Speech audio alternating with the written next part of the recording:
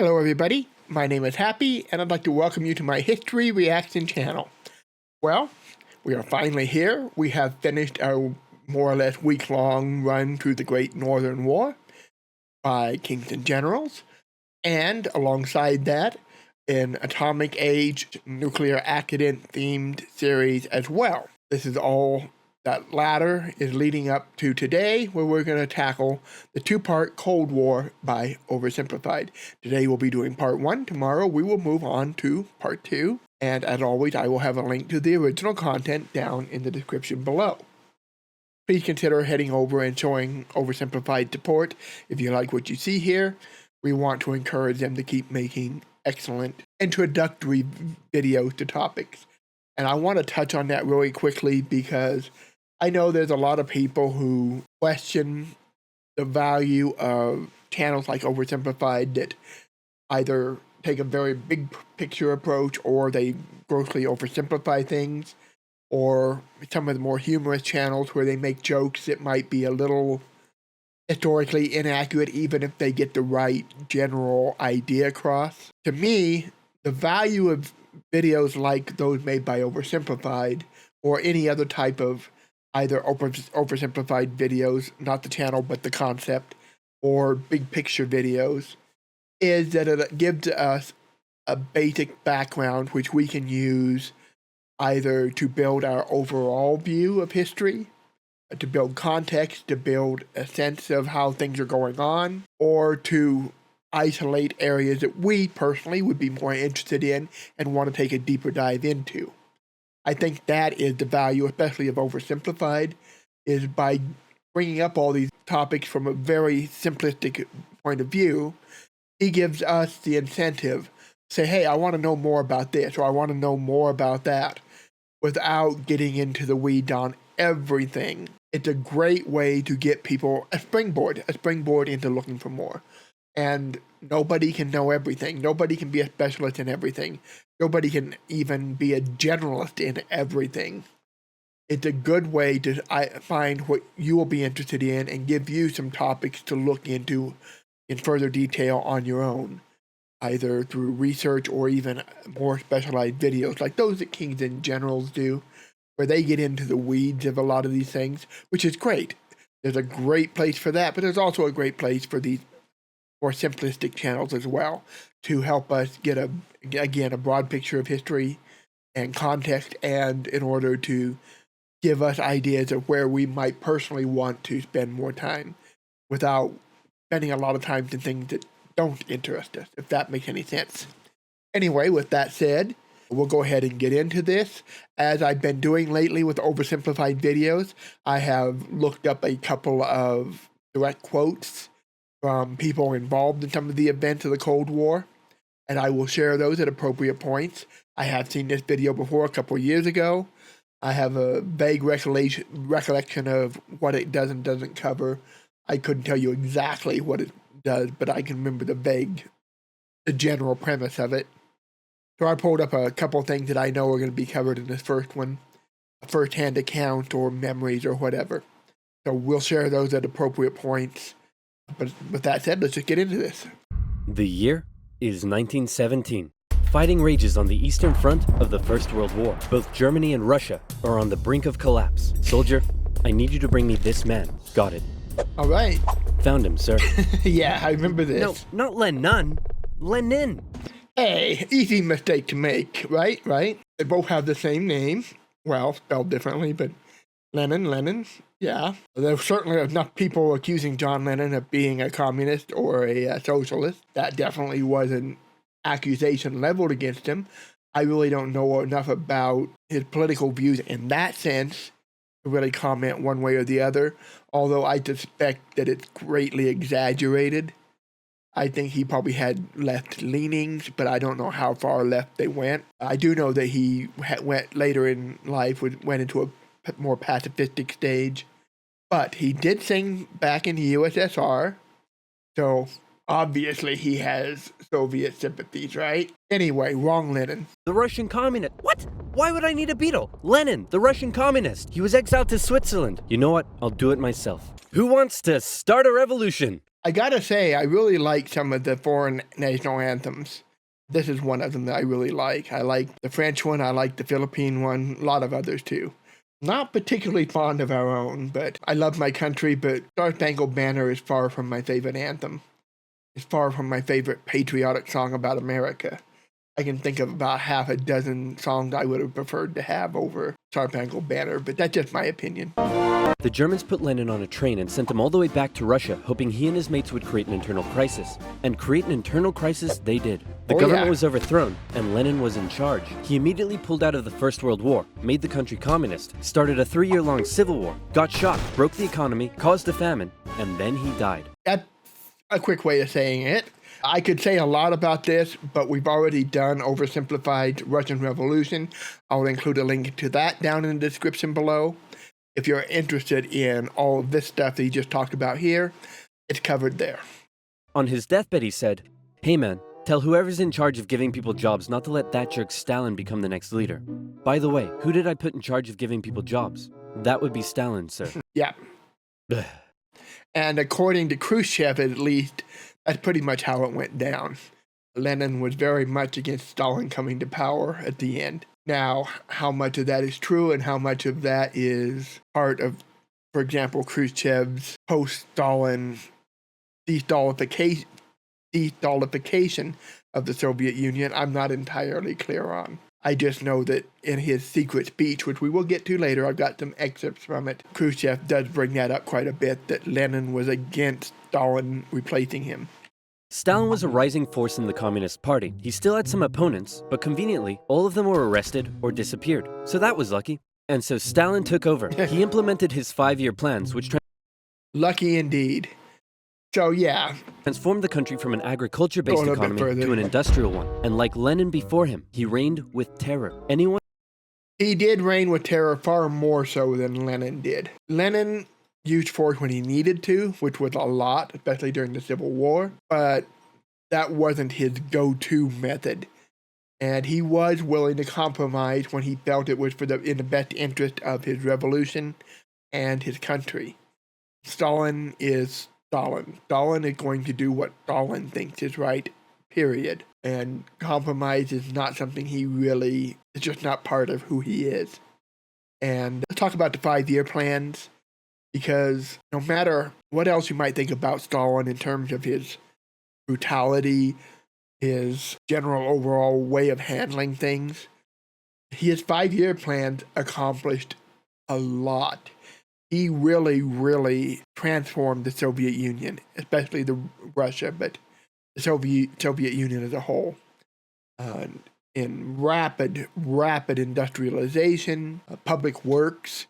He had a lot of public works program going on. The subway systems come to mind a little later. They're spectacular, by the way. In Moscow, I should be specific. I've ridden on the Moscow metro, and it's far superior to anything I've ever seen here in terms of cleanliness, in terms of ease of use, lack of crowds. Even when it's busy, it's really smooth and easy to operate. Or at least it was when I was there. Same thing in St. Petersburg. I have not had a pleasant subway experience here in the States.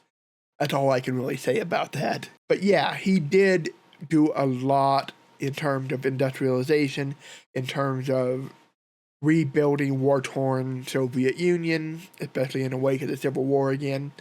Because you got to understand, a lot of the Soviet Union, especially again the Russian area and Ukraine, were devastated by this war. The wars, World War I, the Revolution, then the Civil War. Railroad lines were torn up. That's one of the reasons we have those massive famines that he mentioned under Lenin.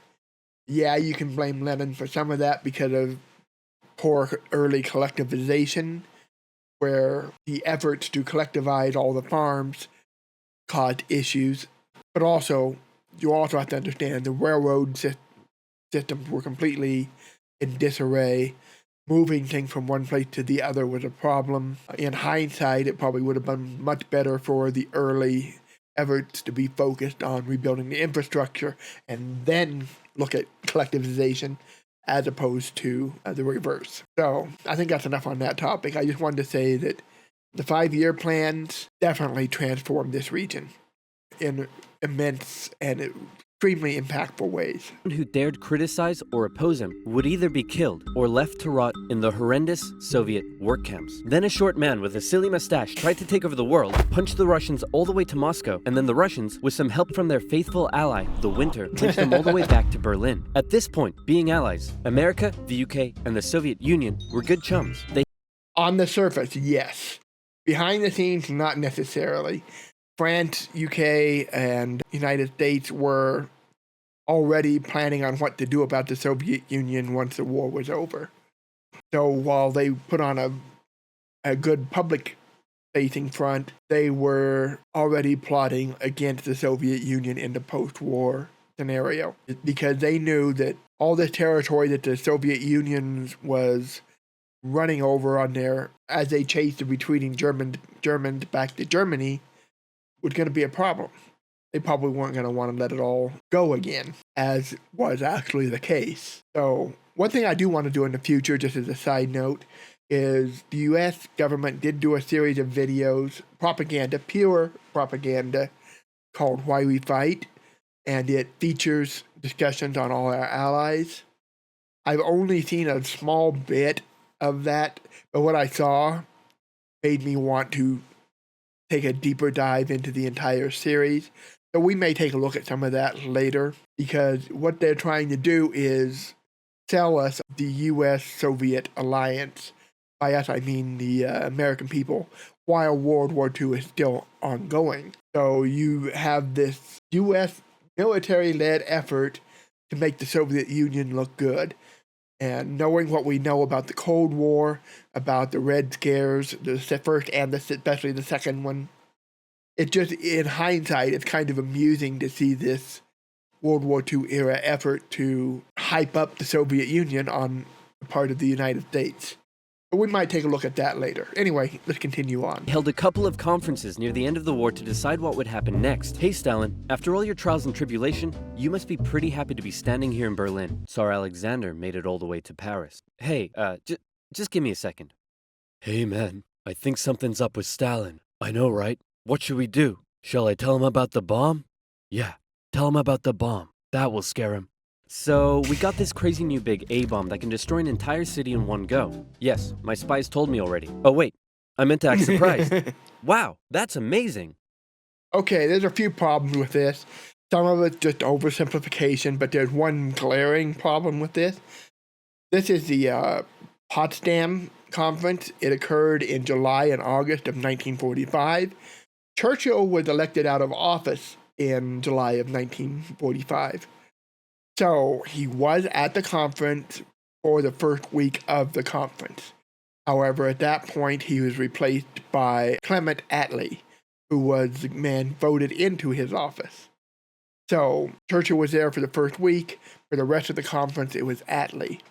He was not there when Truman discussed the bomb with Stalin. That was with Attlee, not with Churchill. And I'm not even sure Attlee was in the room.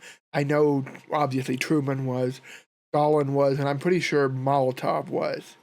I'm not 100% sure about Attlee. Anyway, the other big thing that's just a minor point is, he did not mention that it was the A-bomb. He just said we had a new weapon. In fact, I'm going to quote it here in just a second. Stalin did know about it. I don't know if he knew how close it was to being ready to use, but he was very much aware we were working on it. They'd been working on one already as well, although he'd kind of derailed it in favor of other programs. He had put it on a back burner and said, focus on these things instead. And then later he's going to return to that after he sees what it can do. But the Soviets had already been working on it. They were very much aware of what we were doing. So let's read Truman's, and I'm going to sometimes probably say Roosevelt in place of Truman, because my brain does that sometimes. When I'm thinking World War II, my brain just goes to Roosevelt, even though I know this is Truman. So if I slip up, please forgive me. So here's what Truman recalled about the incident. On July 24th, I casually mentioned to Stalin that we had a new weapon of unusual destructive force.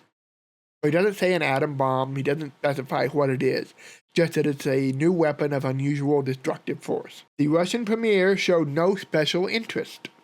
All he said was that he was glad to hear it, and he hoped we would make good use of it against the Japanese. So that's basically what actually happened there. So yeah, Stalin wasn't surprised. He wasn't impressed. He just said, oh, good for you. Use it. He already knew. How? Am I sure I want to send nuclear secrets via unsecure public coffee shop Wi-Fi? Am I ever? Here is our advertisement. Dude, use a VPN. And we're going to skip the ad. We'll come back on the other side of it. This is an old enough video that it no longer applies. All right, here we go. Now where were we? Oh yeah. Does the A stand for atomic or ass? Then America dropped their big A-bomb on Japan, and World War II officially came to an end. Hooray, we won! Okay, so now it's time to establish the New World Order. Stalin, you're in charge of Eastern Europe. Now, we want you to let them all hold elections. Oh yes, of course, elections. And these elections will be free and fair, right? Oh yes, certainly, free and fair. Definitely free and fair. Communist, communist, communist, communist, communist, communist. If that's not free and fair, I don't know what is. Okay, so let's talk about that briefly. That's more or less accurate. They did hold the elections. There was a lot of shenanigans going on during these elections. There were, in some places, there was military presence to intimidate voters. There was definitely fraud going on in many of these. Each country was a little different in how it was handled and how things went, but none of those elections could really be fairly described as free and fair. There was always something going on there to influence that election, whether it be direct voter fraud, whether it be voter intimidation, whether it be manipulation of who is eligible to run, all kinds of things like that. So yeah, it was not free and fair, but to imply that Stalin just said communist, that's definitely a gross oversimplification. There was a lot going on there. It kind of reminded me a little bit of Reconstruction era southern United States, where once the African Americans get to vote, the former slaves, there's a lot of manipulation going on in order to ensure that those votes really don't go anywhere. Again, intimidation and all that other stuff involved. So this is not a new theme. It's been around. It'll always be around, but definitely not free and fair. Throughout Eastern Europe, Soviet puppet governments were established as a buffer zone between the USSR and the West, with Churchill proclaiming an Iron Curtain had descended across the continent. Yep, and he was here in the U.S. when he said that. I don't remember where in the U.S., but he was here. I want to say he was in Missouri, but that could be very wrong. The relationship between the old allies was deteriorating fast. Over the next few years, the British intervened in the Greek Civil War to prevent a communist takeover. In Turkey, the Russians began demanding more control of Turkey's sea access routes, which prompted the US to send their largest battleship to Turkey for a friendly visit. After World War II, Iran was now occupied by both the Soviets and the British, with an agreement to both pull out once the war was over. The British pulled out. Stalin was like, you know what? I think I might stick around. All in favor of kicking Russia out of Iran? You want to know something? You guys suck. Pressure from the UN forced the Soviets to leave, and with the establishment of NATO, the Soviets had no doubt that the West was out to encircle and destroy them. And America announced the Truman Doctrine, in which they basically said, those guys are not cool, cannot be trusted, and we will do everything we can to prevent the spread of communism around the world. Many view this moment as the official declaration of the Cold War. Yeah, so that's the doctrine of containment. Keep communist where it is, don't let it spread. Back in Europe, everyone was living in a post-apocalyptic void brought on by the Second World War. Cities reduced to rubble, not enough food. It was terrible. This is great. The more they suffered, the more likely it is they'll turn to communism. He's not wrong.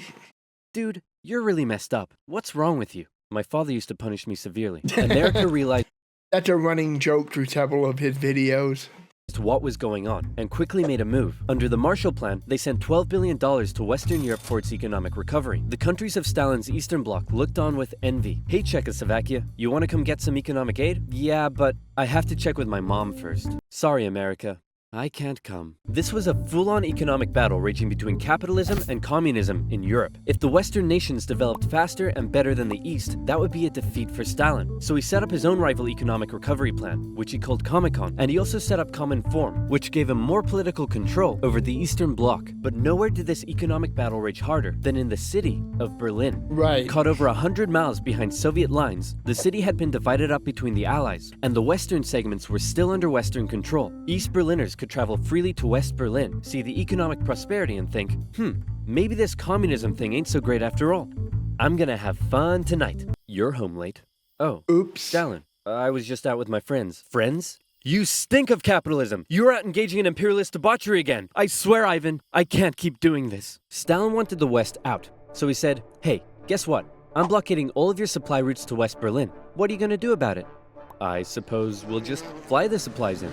All right. Berlin Airlift. At some point, we need to do a more detailed video on the Berlin Airlift because it is absolutely impressive. So, broad description, they arrange for air transport to bring in supplies to Berlin. Hundreds, and in some cases up to over 1,000 flights per day heading into Berlin. It is a master class in logistics, in, orchestrating this so these planes can get in, drop off their cargo, and get out rapidly, efficiently. It's just not much in history really rivals this. I would say the efforts by the Soviets to get food into Leningrad during the siege of Leningrad might be another example of really impressive logistics, but this is a whole nother level. What it took to pull this off is just amazing. And what were they dropping off, in case you're wondering? Well, a bulk of it was coal and other fuels to help people keep warm, to help them cook, to deal with that kind of issue. I think it was somewhere around 80% of everything they flew in was fuel-related, coal primarily. There was also a lot of food. Most of it would have been dried food because fresh food is heavy and takes up more space. They did bring in some fresh produce, primarily potatoes, I believe, but not a lot of it. It was mostly going to be dried goods. I think what they were bringing in was around, 1,700 or 1,800 calories a day on average for the average Berliner, which is very lean, but survivable. Not going to be pleasant, but you can live. Famously, there was also the plane that flew in and dropped off a bunch of candy for the children, strapped to tiny parachutes. That was fun. But like I said, I want to find a video specifically on this because this is just one of those great feats of logistics that I think need to be talked about more because it's just so impressive what they do here. All right, Truman. You win this round. The Berlin Airlift was an incredible undertaking and a major success for the Western Allies, and Stalin ended his blockade of West Berlin. His aggressive actions worried the West, but not as much as this did. The Soviet Union had developed their very own atomic bomb. The USA no longer had a nuclear monopoly. The world now knew that if a major war broke out between the two superpowers, it would be more destructive than anyone could imagine. So it was comforting when Stalin came out and said that war between the Soviet Union and the West was unlikely. That's not what inevitable. he said. He said it was inevitable. Yeah, that's what he said. You know who I haven't checked in on in a while? My good friend China. Whoa, what happened to you? What happened to them was a full-blown civil war that had been going on since 1927. The People's Liberation Army, under the leadership of Mao Zedong, successfully defeated the Republic of China, who fled to Taiwan. The now communist China and the Soviet Union signed a mutual defense treaty. This was terrible news for the West. But wait. There's more. After the Second World War, Korea was divided along the 38th parallel. In the north, the Soviets set up a communist regime. In the south, America set up an anti-communist regime. Both were led by very sweet-looking old men, but don't let that deceive you. They were both ruthless dictators, and that's something that we need to remember as well. In both this and Vietnam, foreign powers helped set up the local government, and in both cases and on both sides, we set up ruthless dictators. They were not good leaders for their people. So overall, just a bad situation in both Korea and Vietnam. And I've had family in both wars that I knew and spoke to on many occasions. Both dreamed of reuniting Korea under their own regime. Now that he had the bomb, Stalin was feeling a little more cocky, and he finally gave Kim permission to attack. The North launched a surprise invasion of the South on June 25, 1950. With Soviet aid, the North Koreans steamrolled through, taking Seoul in just 3 days and replacing one ruthless dictator with another.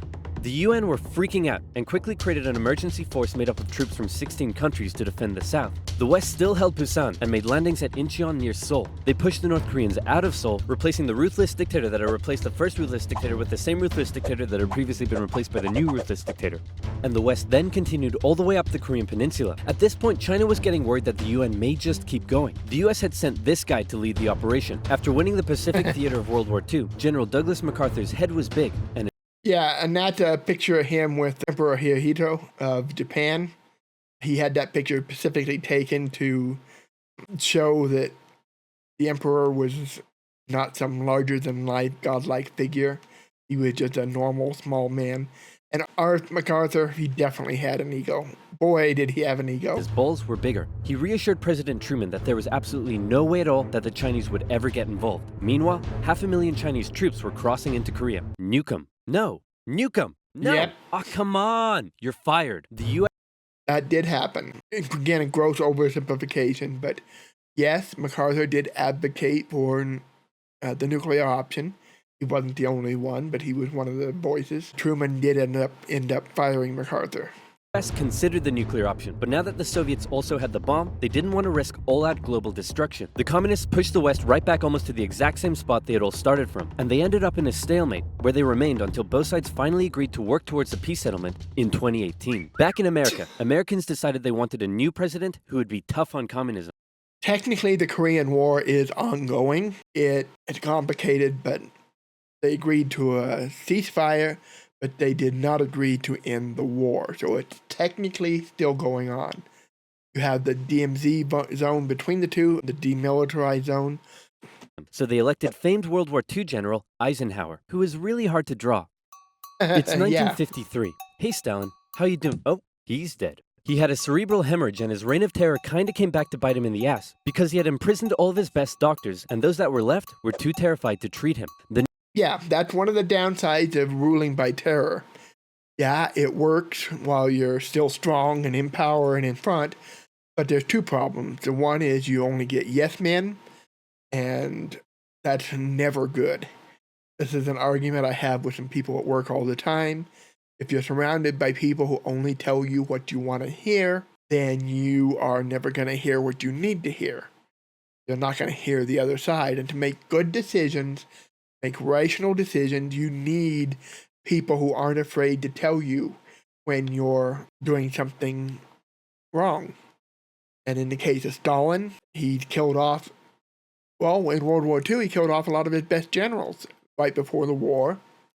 And that came back to bite him in the butt when the Germans invaded, and the best generals were all gone.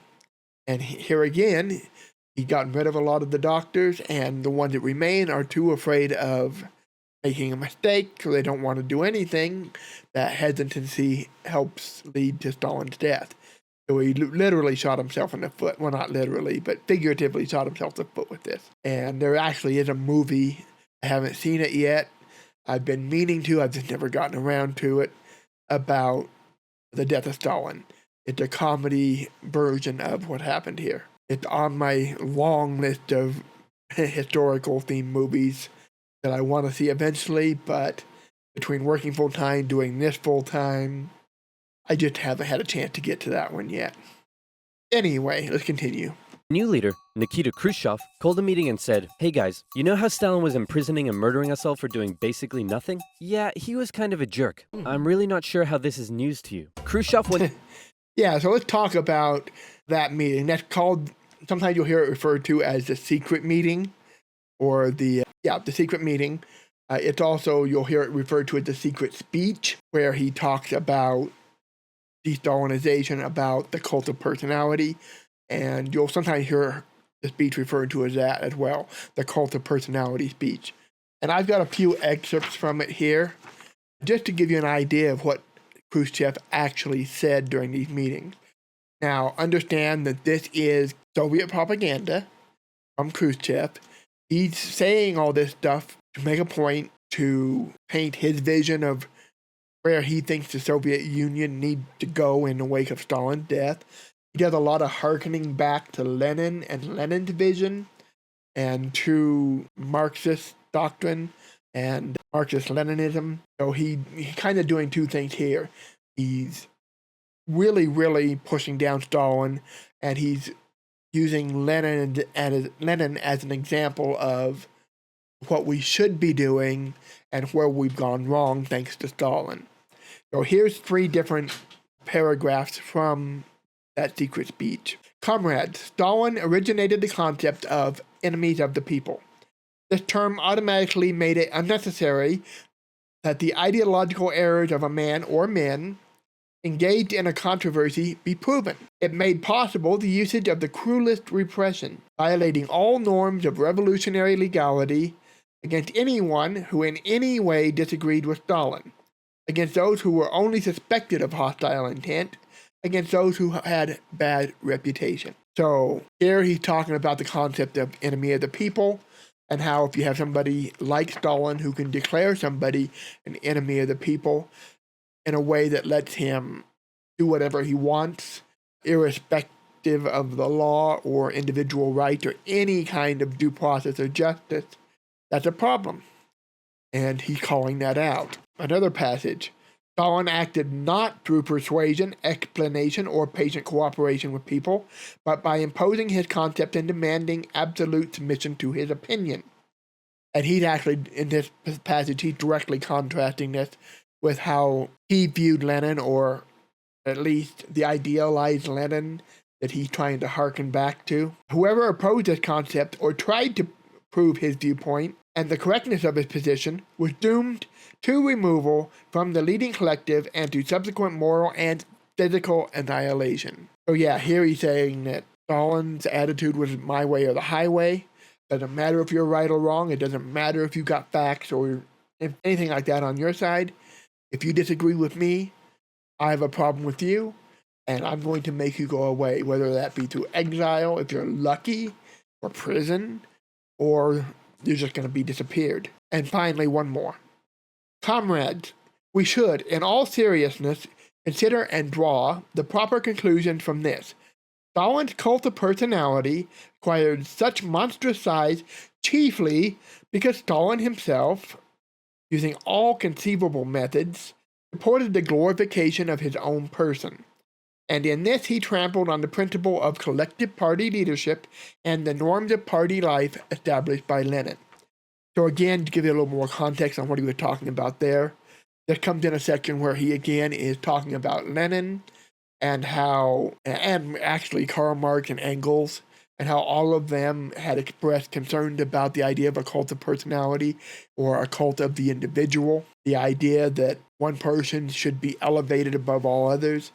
Khrushchev is painting a picture of Lenin as somebody who believes that, yes, you need leaders, but these leaders should be of the people and should be in tune and harmony with the people. They are not the law in and of themselves. They don't somehow magically know everything. They need to be in touch with the people. They need to be listening. They need to listen to what they're being told, evaluate the facts, and then act. And he's saying that is alien to Stalin. Stalin is building up his own cult. He is doing everything he can to advertise himself. He gives a specific example of a biography on Stalin that was published. And in that biography, Stalin actually had to approve it first. And he went through it and made handwritten notes for the publishers on what he wanted changing. And in all cases, he's changing things to make himself sound much better. So that's kind of what Khrushchev's talking about there. It's really an interesting look into the post-Stalin politics going on in the secret back rooms under Khrushchev early on after Stalin's death, and how he's trying to move the government away from the cult of Stalin and get back, at least theoretically, to some of the basics as outlined by Lenin. Or at least that's how he's presenting it. Now, whether that's what he's really wanting to do or not, an entirely different discussion. One we don't have the time to get into here. But that's what he's trying to portray. On a campaign of destalinization. Statues of Stalin were taken down, Stalingrad was renamed, and Khrushchev announced that he wanted the Soviet people to be happy and would allow greater freedom in the Soviet Union. So how did that work out?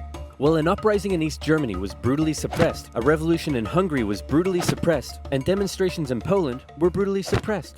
Although he did finally allow some mild reforms. Back in the Soviet Union, he permitted more cultural expression, but then began banning stuff based on his own personal taste. Modern art looks like a child urinated on a canvas. Banned. Jazz music sounds like the feeling of needing to fart. Banned. Your poetry is really depressing. How could anyone in the Soviet Union be depressed? You're banned. Khrushchev wanted the Soviet people to be happy, but not like that, or that, or that. He actually wanted them to go to Disneyland, or at least he wanted to take his wife to Disneyland.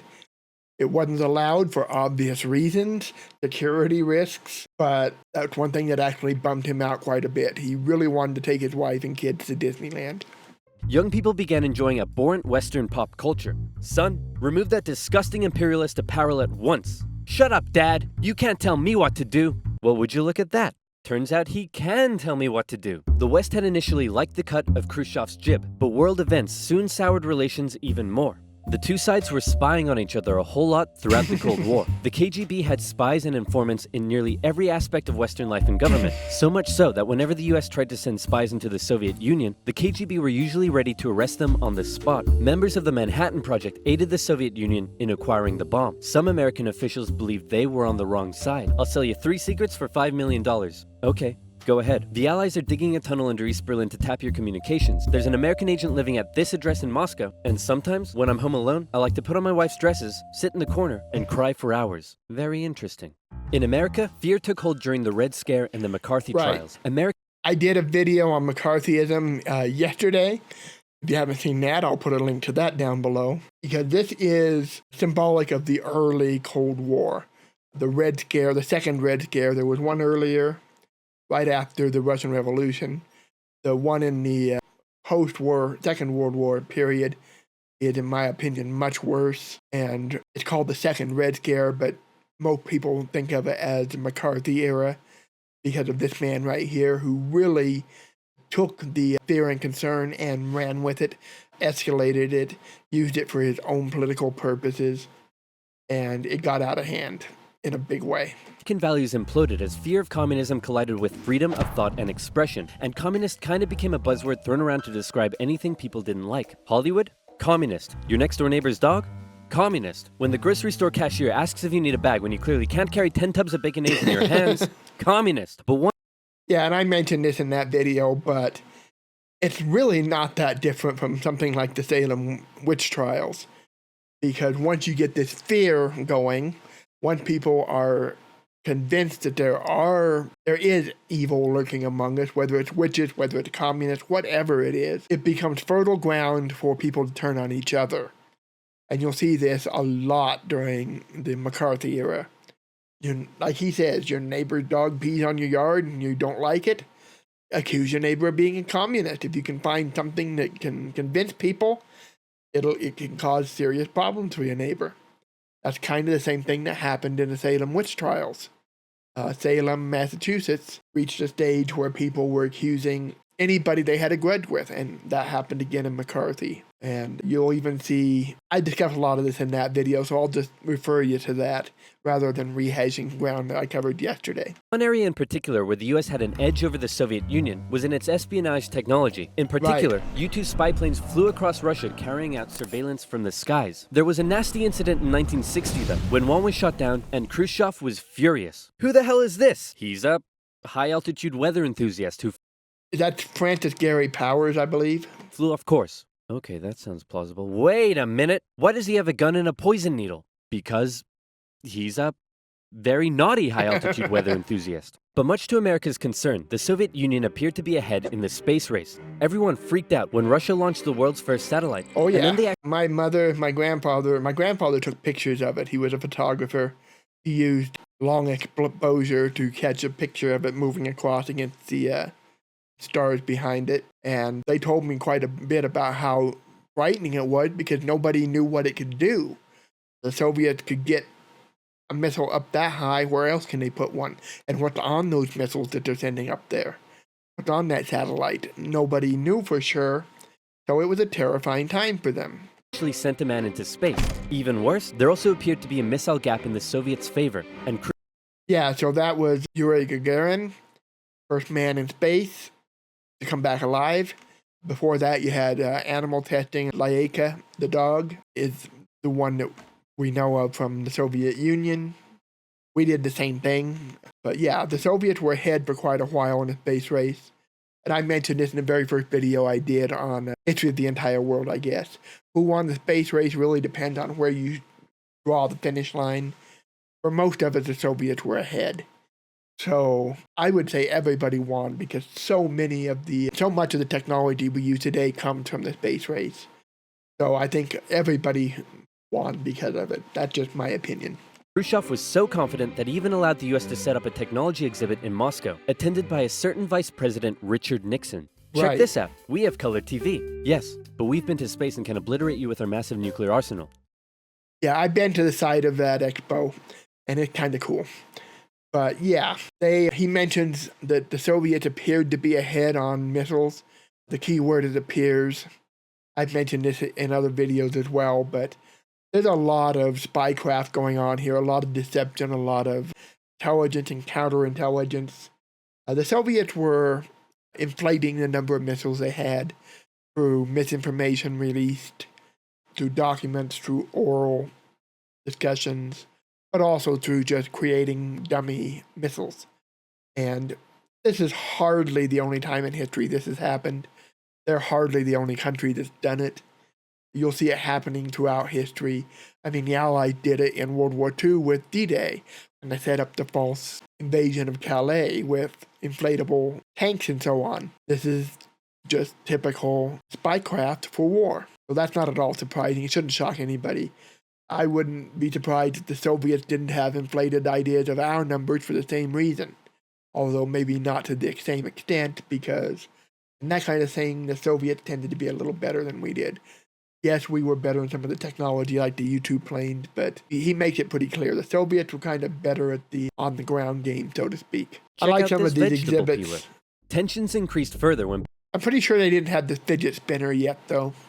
both sides upgraded their atomic bombs to hydrogen bombs, and after West Germany was allowed to join NATO in 1955, Khrushchev set up the Defensive Warsaw Pact, strengthening the military ties between the Soviet Union and its satellite states. In 1960, Americans decided they wanted a new president who would be tough on communism, so they elected John F. Kennedy. The Soviet Union was advancing its technology, but it was also bleeding its coffers dry, and all of the money was going towards the military, not the people. Life under communism was still as hard as ever, and Berlin remained a thorn in the Soviet side. The contrast between the economically prosperous West and the struggling East was clearer day by day, and East Berliners were still able to freely travel to the West. Now, Not for many long. of them were deciding to stay there. Millions defected to West Germany via West Berlin, causing Eastern factories to lose workers and taking a heavy toll on the economy. Soviet leaders decided this couldn't continue any longer. First, Khrushchev tried this: leave West Berlin, or else. Or else what?